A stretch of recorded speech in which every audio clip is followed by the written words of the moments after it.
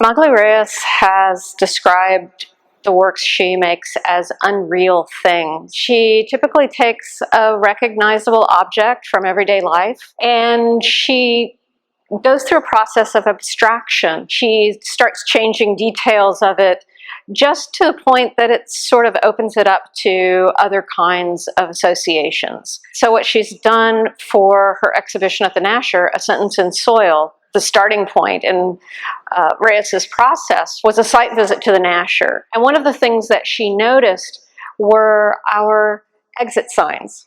And they inspired one of the first groups of sculptures that she made, these green wall-mounted constructions that she calls Beetles. They're also in the form of something that almost seems like a bracket or an emergency brake, something that looks like you should need to set it into operation.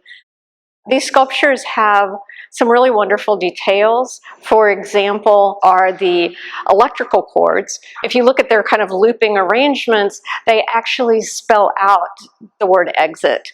So if the Beetle sculptures are one very kind of site-specific tie into Magali Reus's exhibition, the kind of conceptual crux of it lies in a group of works called the Bonelight sculptures. On the one hand, are actually kind of inspired by the kind of awnings that you might see at a farmer's market, and at the same time, folding picnic tables.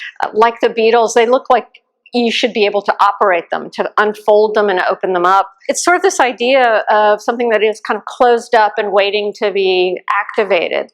And it has these sort of hidden recesses and you can't quite tell what it might fully become if it should open up. The parasol sculptures, initially their inspiration was something as simple and traditional as the fruit bowl. It's a long-standing subject matter in the history of art, especially in the Netherlands where Reus is from.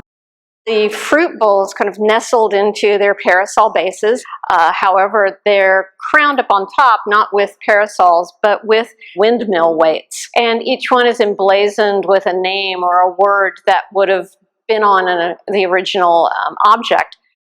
The parasol sculptures, their beaks or kind of noses point us around the exhibition.